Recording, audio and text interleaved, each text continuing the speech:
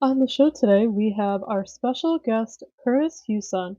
Kurtis is an award-winning former administrator and teacher, as well as teaching faculty at the post-secondary level. He is the co-founder of Jigsaw Learning, a co-author of the text Collaborative Response, three foundational components that transform how we respond to the needs of learners, and currently works with districts and schools globally establishing collaborative response frameworks and interacting with thousands of educators annually. Get ready for an amazing episode. I'm educational justice coach Lindsay Lyons, and here on the Time for Teachership podcast, we learn how to inspire educational innovation for racial and gender justice, design curricula grounded in student voice, and build capacity for shared leadership. I'm a former teacher leader turned instructional coach. I'm striving to live a life full of learning, running, baking, traveling, and parenting because we can be rockstar educators and be full human beings. If you're a principal, assistant superintendent, curriculum director, instructional coach, or teacher who enjoys nerding out about co-created curriculum with students, I made this show for you. Here we go.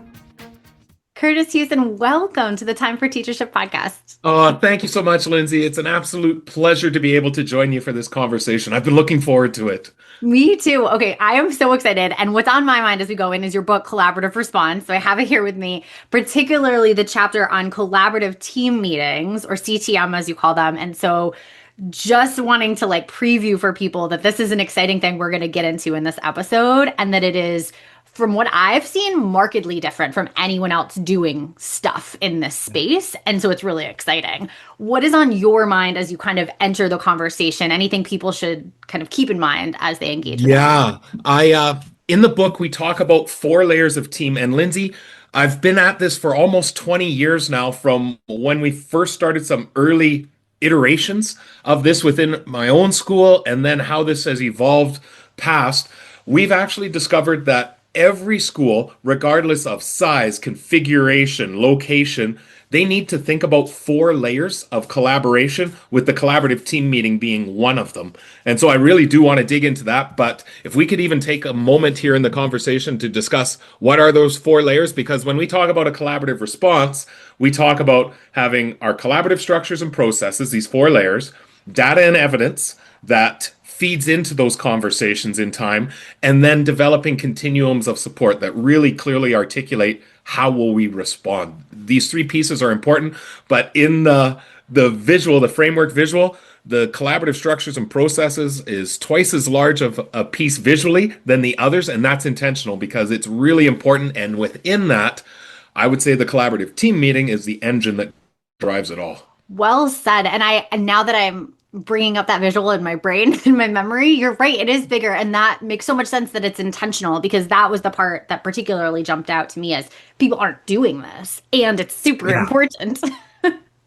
Absolutely. So when we talk about the 4 layers, the great news is most schools can identify for sure 2, probably 3, and we often say we're going to reduce the number of meetings in your school by adding one more, which is the collaborative team meeting. And again, mathematically, it makes no sense that we're going to reduce by adding, but we do. What we find is if we can get this collaborative team meeting operationalized within the school and having impact, we see less meetings or less students needing the higher levels or more intensive meetings. So if you can give me just a few moments, I'll describe these 4 layers really quickly, and then we'll dig into that collaborative team meeting if that works. Yeah, totally. Okay, so 4 layers, and I'm going to start from the least intensive to the most intensive. In time, these align with the tiers within our continuum of supports.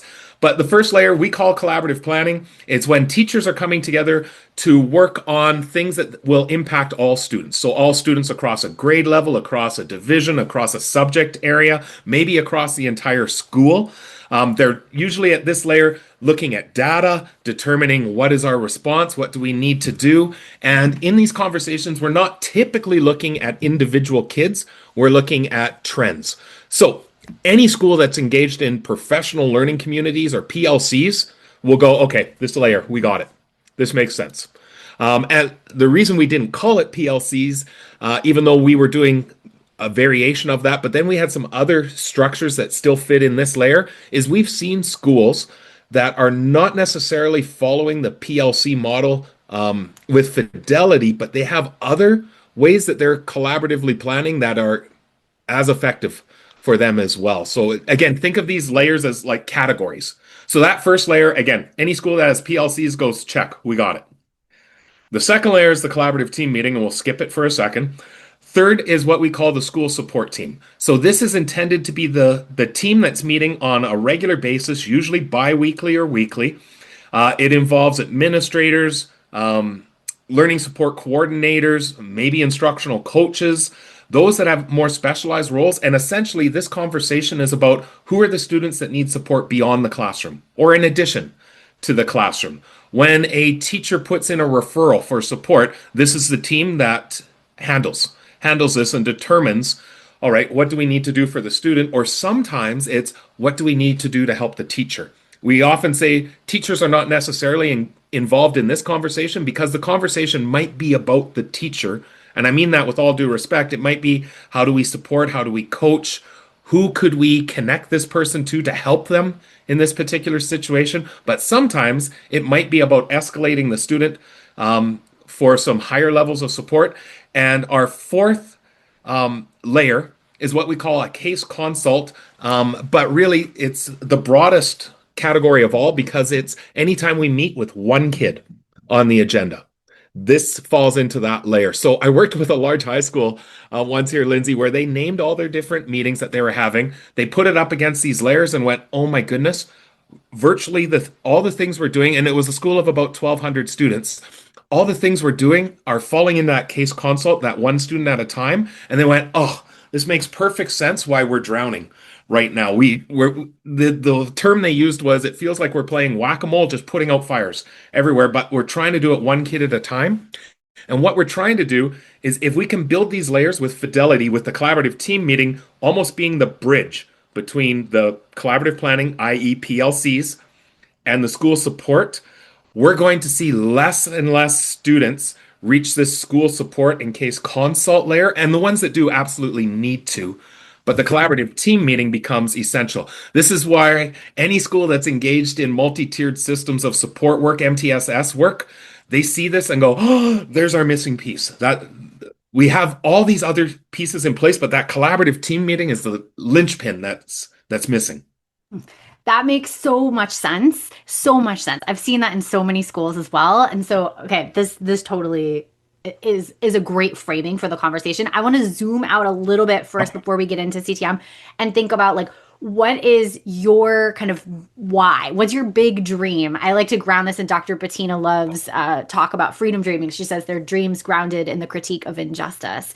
So kind of what's that driver for you in this work?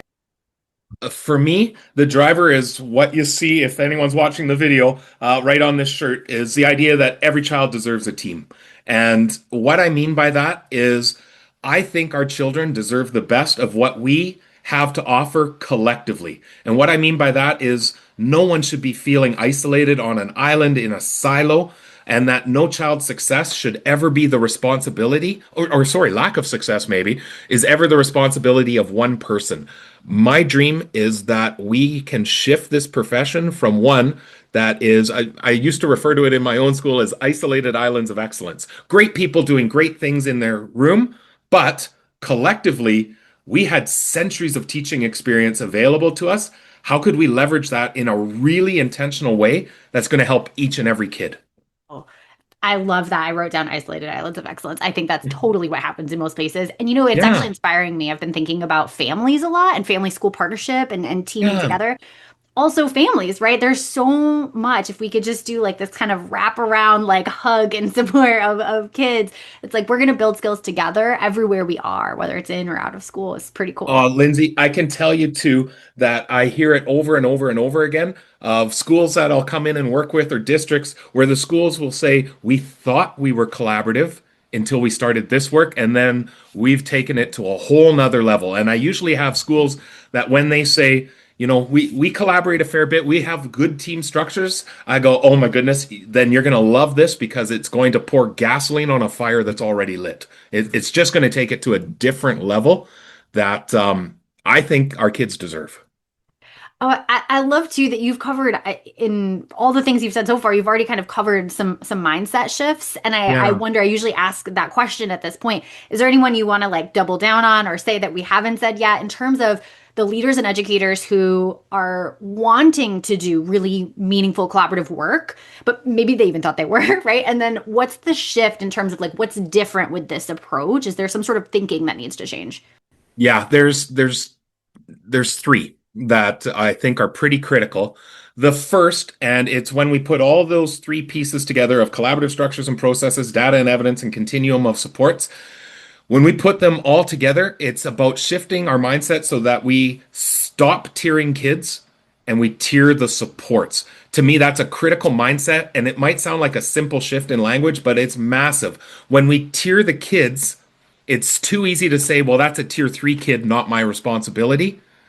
When we tier the supports, it places all the attention back on us. What are we as the adults doing to support? And it becomes a much more reflective exercise, one that's more hopeful, I think, and one that really is about, okay, well, let's keep examining what could we do? And it builds high levels of collective efficacy in organizations when it's, all right, that didn't work. What else could we try? What's our next step? So I that's one. The second, and this is becomes critical with the use of data and evidence, I work with schools to start color coding their data, and then we emphasize that, especially in the collaborative team meeting, we focus on the yellow. And what I mean by that is if we used a simple color coding where red means who are the students not yet meeting expectations based on whatever data set we were utilizing. Yellow is the students who are approaching expectations. They're close, they're not quite there yet, but they're closer than the reds. And then the green are those that are meeting expectations. And then I also have a fourth color we use of blue of exceeding expectations because in time we want a conversation about those students as well. But in the collaborative team meeting, we make sure that we are not focusing on our reds. And what I mean by that is, and we're not saying that those children don't deserve a conversation, they absolutely do. But this is why the layers of team become important because we trust that their needs are being met in our more intensive layers of team. In the collaborative team meeting, let's focus on the kids who are close. And what could we do that would lift them to that next level? So that we often say we're providing support for your most at-risk students by not focusing on them in the collaborative team meeting, which again, huge mindset shift. If I was to come into a room and say, Lindsay, who would you like to talk about today? Your mind instantly goes to the kid that's furthest away from where you'd like them to be. Probably the one that's consuming 95% of your attention and energy. And what we're trying to do is let's shift the focus off of that student because there's already conversations happening in our other layers of team. Let's focus on the ones that are, we sometimes hear schools call these our bubble kids. I saw a high school where they said these are our 50s, the kids who are just passing but by the skin of our teeth. And what could we do to help them? And the mindset shift here is the by being proactive, the kid who is yellow, based on our data right now, we save them before they potentially hit that red months or years in advance. And then I think the third mindset shift is being comfortable with being uncomfortable. And what I mean by that is when we're in really powerful collaborative conversations like the CTM, the collaborative team meeting that we'll discuss here in a bit, we want to get to a place where people are okay being slightly uncomfortable. And what I mean by that is we set up mechanisms to build high levels of trust and vulnerability that I'm always going to have a small sense of discomfort in the conversations because people are going to push me on my thinking. They're going to ask me questions about my practice. And what we find is it takes time to be able to get there, but it is a powerful conversation. And I believe true collaboration is when we get pushed further than we could have on our own. And that push is done in a respectful, professional, but challenging way for us. So it takes time, but I love going into collaborative team meetings knowing that everyone's going to walk away just a little bit stronger than when they went in. Oh my gosh, this has me thinking about so many things. I also think about, student-led discourse in classrooms just from the teacher Yeah, hat. And it's like, it's the same. It's the it same is. thing with adults and with students, right? Like we enter a conversation kind of knowing that our ideas are going to get better as we engage with others and get feedback on our ideas. Like it's that trust building, but it's also the structures that you have in place that enable it to come forth, which is why Yes. I'm really excited to talk about the CTM structures you have. There's so much. So, I mean, I just want to like read through what I got out of the chapter and maybe you could like elaborate or say more. You got it, Lindsay. Okay, so first I love that there's some pre-meeting work. Like there's something you have to do first. I love that you grounded norms or agreements. I love that there's some positive like success share kind of stuff. And I love that there's a reflection after on the process, which I think too often is skipped in both classes and adult meetings. And then I like starred multiple times the page that has your key issues flowchart because there's Yeah. so much in that one graphic. I mean, there's so much. So any or all of those things, do you want to like Yeah. expand upon those for Let's us? break this down. Okay, so the collaborative team meeting, we want it essentially every 3 to 5 weeks within the school. And where we found the most power is if you have PLCs already established, awesome. Let's say they're meeting every week. They were in my school.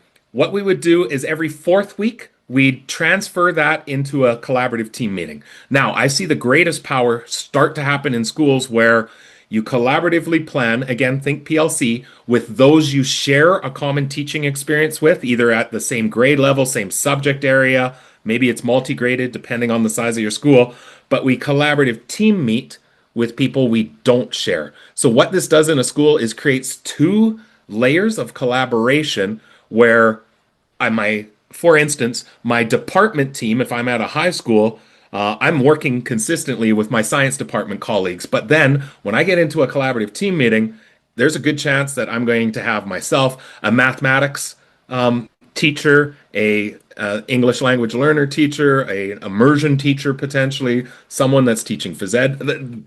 The possibilities become endless for us. So what we do then is the collaborative team meeting is coming up, and we know that it is, let's say, focused on literacy. Let's say the school has, we were really trying to impact literacy achievement within our school. So the pre-work that you talked about means that every teacher comes ready for this conversation. And we usually say when you start simple, come ready with a celebration and come ready with a student and a key issue.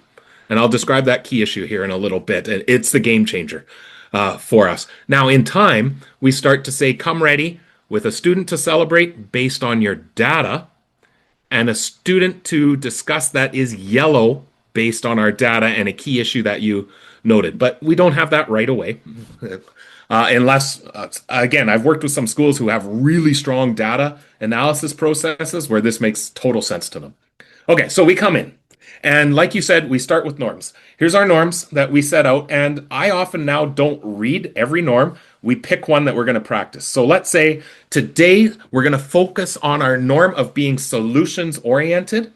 And Lindsay, I'd love for you to just put down a tally of every time you hear the words what if, because at the end, we're going to talk about how many times did that happen. When we're using the phrase what if, we're activating some solutions oriented thinking. We find a way to practice that norm. And then, like you said, at the end, just have a quick, how did we do? What did that look like? And this may seem minuscule. In fact, I was a person who did not believe norms were critical for teams. I thought in our school, people get along great. We don't need norms. And we didn't until we got into challenging conversations. And then we had to say out loud, we agree everyone's opinion matters. We agree we'll arrive on time and prepared. And then we had conversations about what does on time and prepared look like? Do we all have a common understanding? So we do that norm thing, and in time it just becomes totally natural for us. And then we start with celebrations. And here's the key, Lindsay. When I say, Lindsay, who would you like to celebrate? And you say, I want to celebrate all the students in my class. They've done such incredible work adjusting to our new flex block that we've established. Years ago, I would have said, that's awesome. Let's write it down. Yay, great celebration. Anyone else have one? But now we go deeper. I would say, Lindsay, who's a student that really stands out for you, one that you're surprising with the success in the flex block. What this is doing is activating a deeper level of reflection that is going to help the next question. So when you say, you know, I guess Sharif has really surprised me. I thought the kid would not know how to utilize that time effectively for himself, but he's really utilizing it now to impact what it is that he needs to do. Now, the next question is the critical one, where someone in the room is going to say, that's great. What do you think you did that led to that success? So this is activating some deeper reflection for us. It's identifying that these things are, and when you say, I don't know, must be a miracle, I'm going to jump in and say, okay, what do you think you did that led to that miracle? Um, and this is helping us to understand that what we're doing is having impact. And when you say it's nothing big, I've got a checklist that he completes to help him figure out where to go during flex block. Someone in the room is going to go, genius. Can I see a copy of that checklist? We're sharing strategies right in that celebrations part. So that part's really, really important. Makes sense? And then we're going to get to the key issue here in a moment. Hi, this is Stacy popping in to share the two free resources for this episode. We have first a collaborative team meeting starter kit, and the other is an overview of collaborative response article. You can get these free resources and more by visiting www.lindsaybethlyons.com/blog/259. Now back to the show. Yeah, I just want to say, like, this is so critical. That question of what did you do and how it leads to just natural sharing as opposed to, I'm going to force people to share. Like, it's so beautiful. And I love the focus on one student because I think about the emotional connection too you're Yes. now bringing in addition to that specificity of the context, like, which leads into the key issue, I'm sure. So I'll stop talking and let you talk about it. I'm just Well, so and excited. really, you're going to see, and the people listening or viewing this podcast are going to understand that we're actualizing universal design for learning in these conversations because when you were reflecting on Sharif and your use as checklist, that actually might be something you're using with everyone, but it's really helped him. The idea of intended for one, good for all, and then this really impacts in the key issue process. Okay, so let's go here. I'm going to say, Lindsay, okay, let's get started. I know you've brought a student. Please don't say their name. What is the key issue? 30 seconds or less. And when people first start, it's hard to get succinct on the key issue that they're experiencing. Sometimes we're used to telling stories. And I think there's a place for stories, but not in the collaborative team meeting, potentially in that school support or that case consult, where the story of the student really, really matters. But in the collaborative team meeting, it actually is counterintuitive for the process because we want you to get succinct on what's a challenge that you're seeing for this student. So the key issue. And let's say that we're having a literacy focused conversation and you say, I've got a student in mind and my key issue is inferencing. Okay. Now we might ask a few questions of what do you mean when you say inferencing so that everybody understands around the table what it is you're talking about. And then you say, well, the student they can read all the words fine, but they can't envision the meaning that's happening. They can't make the mental picture of what that is creating. So we'd say, all right, so inferencing, creating mental pictures. Have we got it? And you say, yeah. Then we go, okay, great. Everyone else, identify a student where you're also seeing that. Write down their name. Don't say them out loud.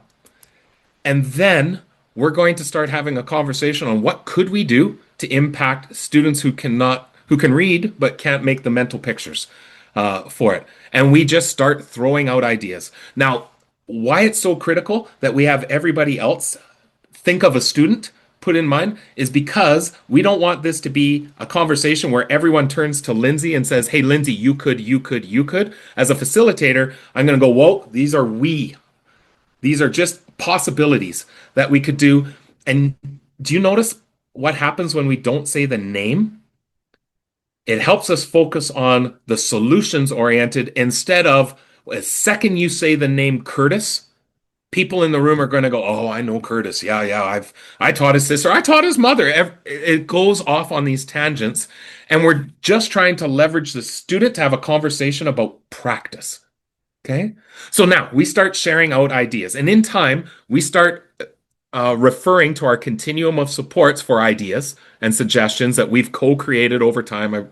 We won't get into that here today, but it becomes a solid resource, and we just generate ideas. Now, the beauty of this is no idea is a bad idea at this point, but people start riffing off each other's things so that when you say, I try this in my room, I go, I do something similar, but what if we did this? And what if we tried this?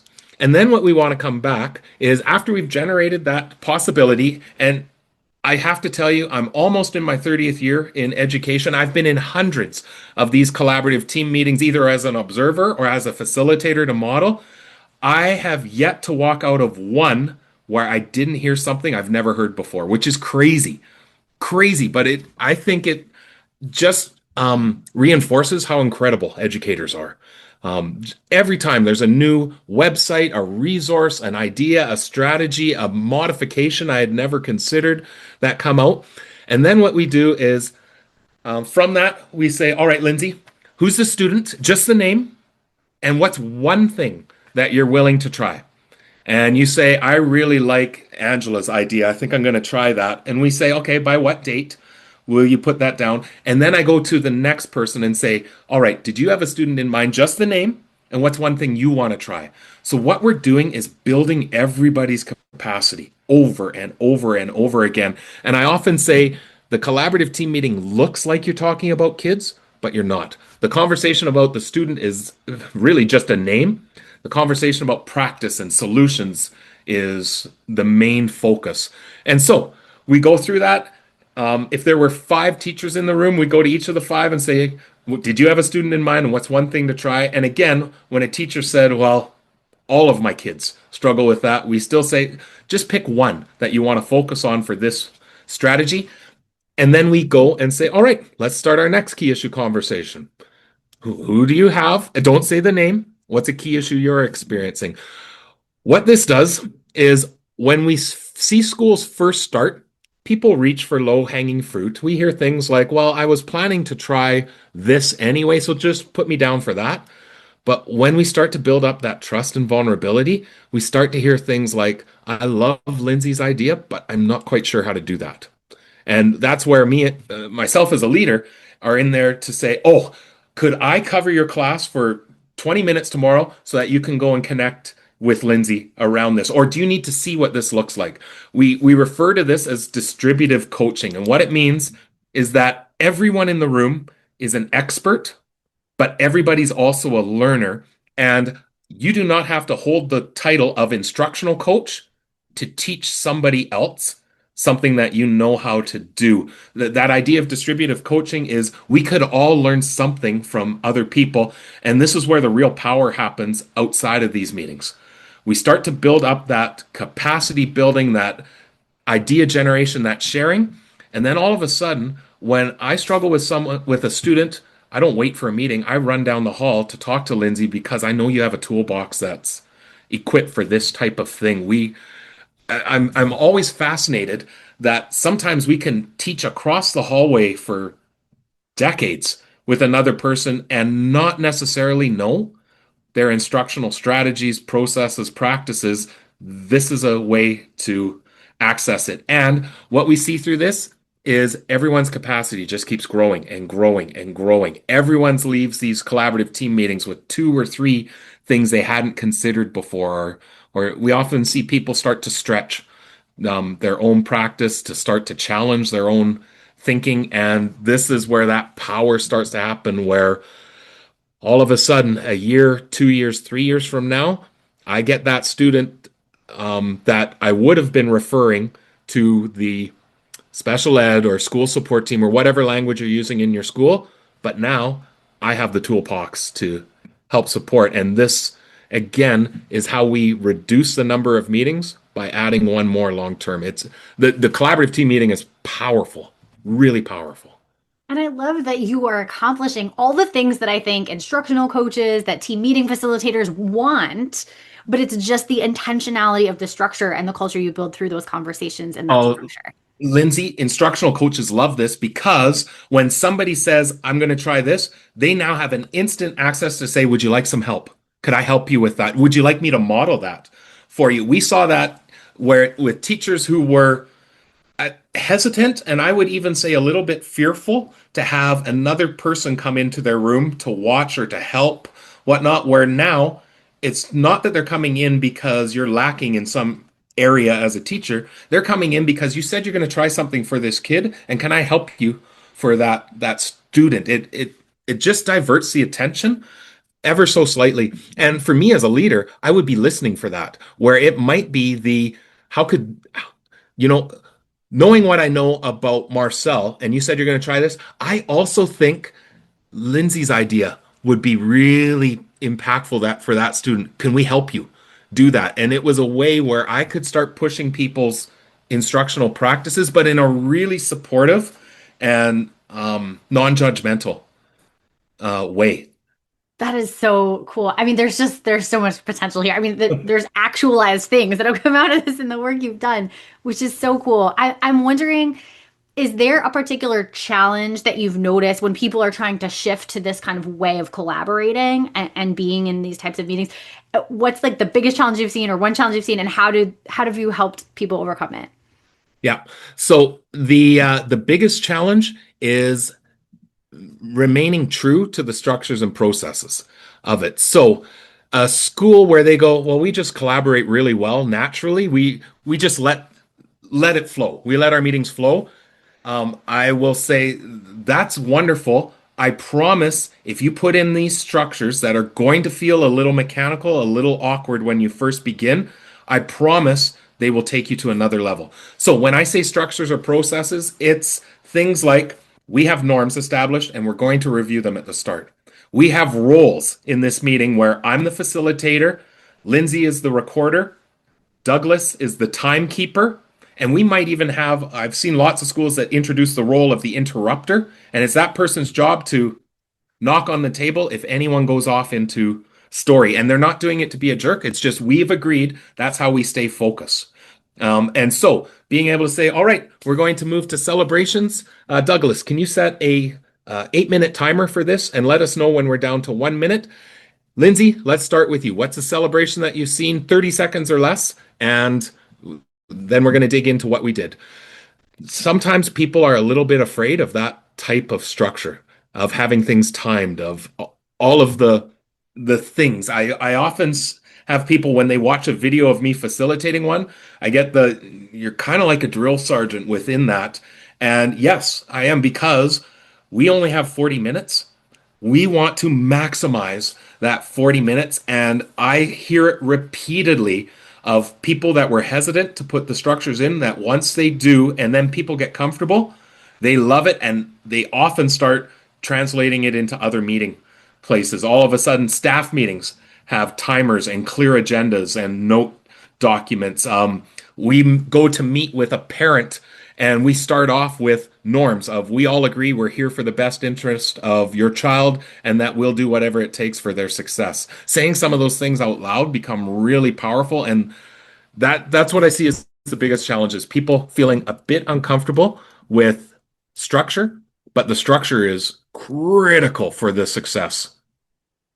I That makes so much sense. I could totally imagine that to be a challenge, and that the structure just like kind of believe it and it'll happen. It seems like a good approach there. Yeah. Well, and the other challenge I see too is we're so accustomed, and this is the huge mindset shift that comes. We're so accustomed to coming into a meeting, and if someone says who's a student you like, and this is why we often say don't say the name out loud.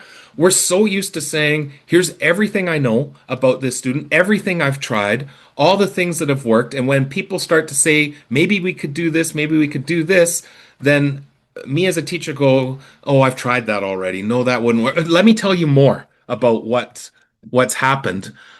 This shifts that on its ear, and it's really hard sometimes to focus on the key issue because I've got Daniel in my head, and I want to talk about Daniel, but this is where we say, okay, if you need to have a conversation with Daniel, awesome. It doesn't happen here. That sounds like a case consult layer meeting. Who do we need around the table? I And love that's that. going to get scheduled somewhere else. This is why the layers are so important for us. Yeah, I love that.